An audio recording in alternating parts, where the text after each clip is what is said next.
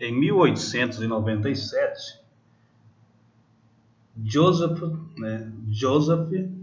John Thomson mostrou que os chamados raios catódicos eram, na verdade, formados por partículas eletricamente carregadas e eram partículas negativas, né? Thomson, né, o conhecido na história como J.J. Thomson, né, ele era um físico britânico, né, que nasceu em 1856 e morreu em 1940. E os chamados raios catódicos, né, eles eram emitidos pela ampola de Crookes, né? Crookes foi um dos primeiros a observar esse tipo de raio, mas não deu nenhuma explicação, né? E ele consiste, né, na emissão de elétrons a partir aqui do cátodo, né, o terminal negativo de uma bateria, né? E motivado aí por uma diferença de potencial entre o ânodo, né, e o cátodo. Então, essas partículas que são emitidas aí pelo cátodo, que ficou conhecido, denominado por Eugene Goldstein, de raios catódicos. Então, essas partículas propagavam em linhas retas, e se tivesse aqui um anteparo na frente, né, projetava aqui uma sombra nesse anteparo aqui, que é feito de sulfeto de zinco, né, esse anteparo aqui de sulfeto de zinco. Bom, o interessante é o seguinte, né? Então o J.J. Thomson, ele mostrou que essas partículas eram partículas negativas, né? Eram partículas, raios catódicos eram, na verdade, né, partículas e partículas carregadas negativamente, né? Com cargas elétricas negativas. Isso ficou evidenciado pelo desvio que elas sofrem ao, né, passarem por um campo magnético. Então, se os elétrons, né, denominados aí depois nessas partículas, né, dos raios catódicos, eram então partículas e eram partículas negativas, né, da onde vinham essas partículas? Lógico, essas partículas vêm da matéria, mas nós sabemos que a matéria ela é eletricamente neutra, né, não tem carga elétrica, a soma total das cargas, né, é igual a zero. Bom, então como poderia ser um modelo de matéria, por assim dizer, né? Vale lembrar que naquela época ainda acreditava assim que a matéria ela era contínua, né? Então o J.J. Thomson ele propôs o seguinte modelo, né? O modelo proposto por Thomson naquela época foi o seguinte, olha, é o chamado assim, modelo pudim de passas, né? Ou seja, a matéria é formada aqui por uma espécie de um pudim, de uma massa, né? Essa massa vermelha aqui, né? Essa bola, essa massa vermelha, e essa massa vermelha tem carga positiva. E os elétrons, faziam o papel aí das passas, né? E os elétrons eram partículas negativas que ficavam aí incrustadas, né, nessa massa positiva, tá certo? E fizeram assim vários cálculos até bastante interessantes, né, considerando assim esse modelo, né? No entanto, né, vamos dar uma olhada aqui como seria, por exemplo, né, que mais tarde o modelo aí de Rutherford, né? Como seria, por exemplo, né, se eu atirasse partículas, tipo partículas alfa, no modelo de Thomson? Como é que ele reagiria aqui, esse modelo? Então, de acordo com Thomson, né, o modelo dele, né, seria então toda essa parte vermelha aqui seria, né, a carga positiva, a matéria positiva, e os elétrons eram então partículas, né, que estavam incrustados aí nessa coisa positiva, né, nessa massa positiva aí. Então, nesse modelo aqui, nós vamos simular, então, o experimento. Nós vamos fazer o seguinte, olha. Aqui tem um canhão de partículas alfas, né? Naquela época não se conhecia, mas hoje sabemos que as partículas alfas são formadas por dois prótons e dois nêutrons, são núcleos de hélio, né? Então, o que é que nós vamos fazer? Nós vamos atirar aqui no meio desse modelo aqui, tá certo? Partículas alfa, né? Ligando o canhão aqui, então eu tenho aqui as partículas alfas, tá certo? E passando aqui pelo modelo, né? Vou colocar aqui os casos, né? Como aqui os elétrons estão uniformemente distribuídos através dessa massa positiva, né? Que é o famoso átomo aí de Thomson, né? Estão uniformemente distribuídos. Então essas partículas alfa, né? Elas deveriam passar direto, né? As partículas alfa não deveriam sofrer nenhum desvio, né? Porque né, essa matéria aqui ela é uniforme, né, e os elétrons são negativos, né, o J.J. Thomson já mostrou isso, ele ganhou um prêmio Nobel depois por isso, né, e então essas partículas alfa elas passariam direto, tá certo? Se eu aumentar aqui a energia dessas partículas, né, ou diminuir a energia das partículas alfa, a velocidade dessas partículas alfa, né, elas não sofrem nenhum desvio, elas passam direto, né? Mas, no entanto, o experimento de Rutherford mostrou um resultado diferente, né? Vamos ver aqui rapidamente o experimento de Rutherford. Então, aqui está uma representação esquemática, né, do experimento de Rutherford. Né? Então, o Rutherford, é importante lembrarmos, né, que o Rutherford foi aluno do J.J. Thomson, né? Foi aluno aí de pós-graduação, né? O J.J. Thomson, orientador aí do Ernest Rutherford, né? Então, o aparato, assim, esquematicamente colocado, né, isso aqui pode ser aqui uma superfície, né, com sulfeto de zinco, né, para que quando o elétron bate, né, haja a emissão aí de uma luz, de uma luz fluorescente aí para você ver que, né, por onde que a trajetória seguida pelo elétron, né.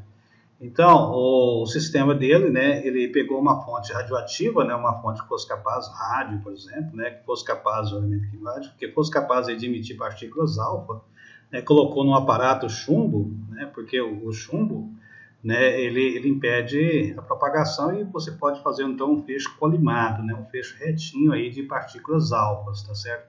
Então, essas partículas alfas, né, elas foram atiradas contra uma lâmina extremamente fina de ouro, né? Que o ouro, né, foi usado porque o ouro ele permite fazer lâmina extremamente fina, né? Que o ouro é um metal super maleável, né? Você pode ir batendo aí um pedaço de ouro até fazer uma folha extremamente fina, né? Essa folha era bastante fina. E ele, então, atirava essas partículas alfa, né, emitidas aí pelo elemento radiativo, né? Essas partículas alfa eram positivas, já se sabia, né? Elas eram positivas, né?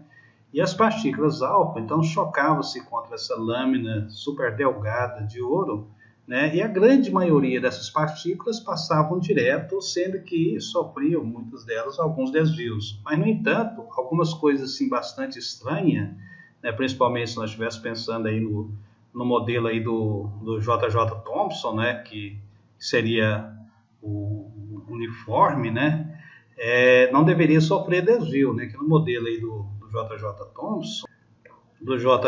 Thomson, né, a matéria ela é uniforme, né, ela é uma massa, né, um pudim aí formado assim positivo, né, carregado positivamente, e nesse pudim aí incrustado estão os elétrons, né, então os elétrons estão uniformemente distribuídos, né, equidistantes, né, por causa da repulsão das cargas elétricas, né. Então, o que deveria acontecer? As partículas alfa, elas deveriam passar esse modelo de átomo aí esse modelo de átomo aí do J.J. Thomson, né, sem sofrer nenhum desvio, como está aqui mostrando aqui nesse applet aqui do PET, né.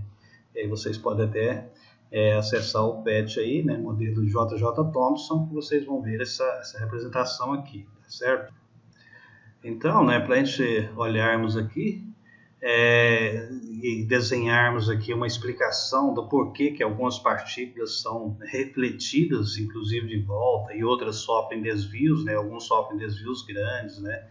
E outras sofrem desvios, né, muito grandes aqui também, e outros sofrem desvios, outras partículas altas sofrem desvios, né, bastante pequenos aqui e tal, né? E outra, a grande maioria passa direto, sem nada, né? Pelo modelo do J.J. Thomson, né, não deveria acontecer esses resultados aqui nessas reflexões dessas partículas alfa que chegam a voltar de volta aqui no mesmo plano que de emissão das partículas alfa, né? E outras sofreram aqui um desvio muito grande aqui, né?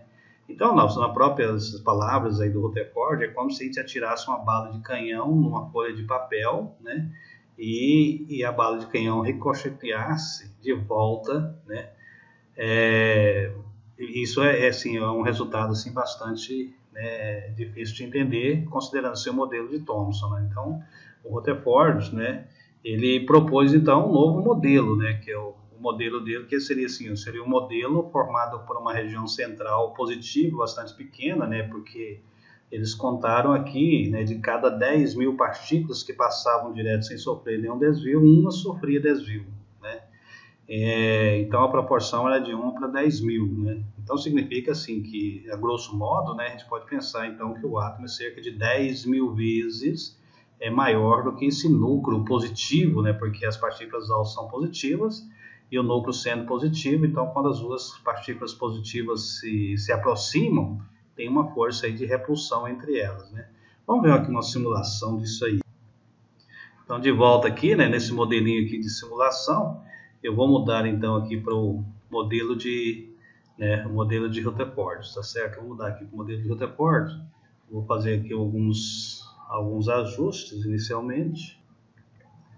Então aqui nós temos, né, o modelo que o Rutherford está propondo, né, é um modelo aí baseado no sistema solar, ou seja, nós temos aqui um núcleozinho muito pequenininho, né, cerca aí de, na própria posição dele, né, de 10 mil vezes menor do que o tamanho do átomo em si, né, e positivo, né, muito denso e muito positivo, e ao redor nós teríamos aí, então os elétrons, né, que estariam orbitando ao redor desse núcleo, né, uma vez assim que não existe equilíbrio entre cargas elétricas e estáticas, né?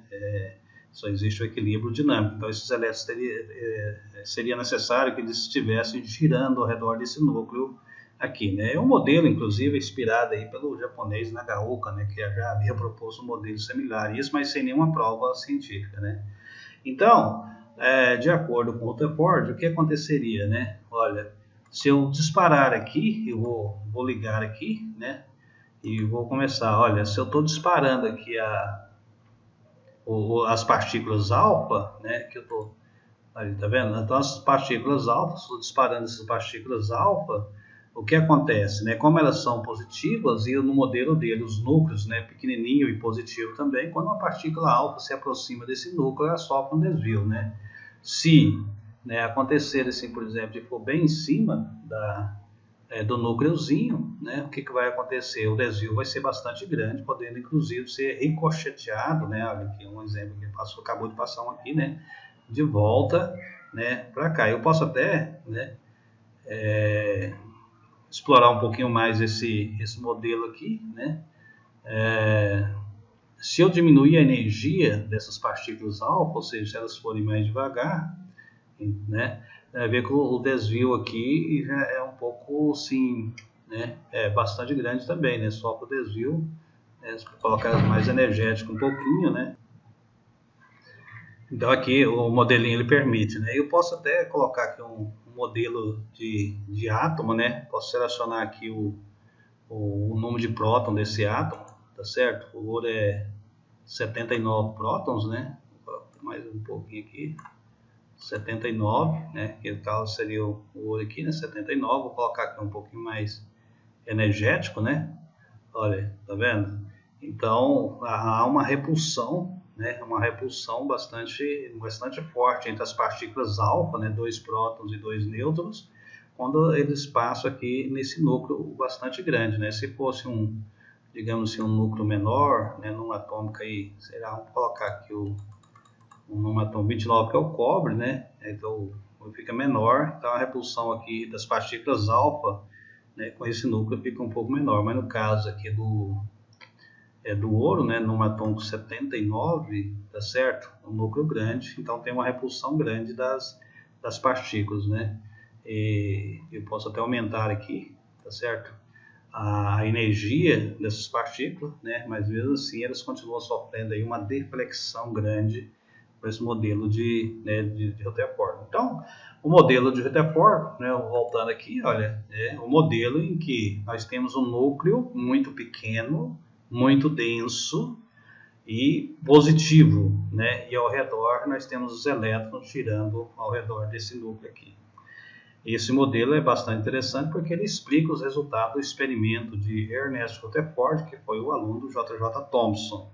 No entanto, o modelo dele tem algumas contradições aí com o modelo de Maxwell, né, com o eletromagnetismo de Maxwell, porque, né, como sabemos, né, de acordo com o eletromagnetismo de Maxwell, né, toda carga elétrica acelerada ela emite energia, né, e como assim o elétron está girando ao redor do núcleo, então esse elétron teria aqui uma aceleração centrípeta, né?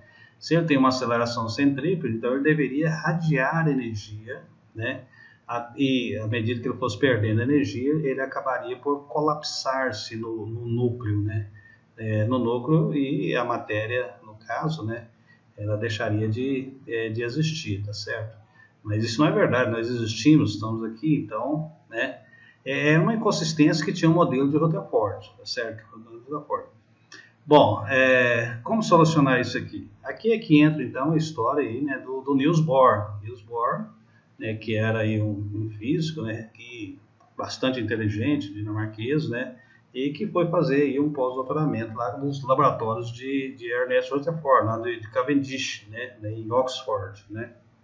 O Rutherford trabalhava em Oxford, o JJ Atom também, né, em Cambridge, né, laboratório de Cambridge, tá certo? Lá da Universidade de Cambridge, né, laboratório de Cavendish, né, da Universidade de Cambridge, né, e que propôs uma solução bastante interessante aí, que vinha naquela linha lá do efeito fotoelétrico, né, naquela linha lá também do Max Planck, etc, né, e o que a gente vai estudar então aí no próximo vídeo, né, é exatamente o modelo de Niels Bohr.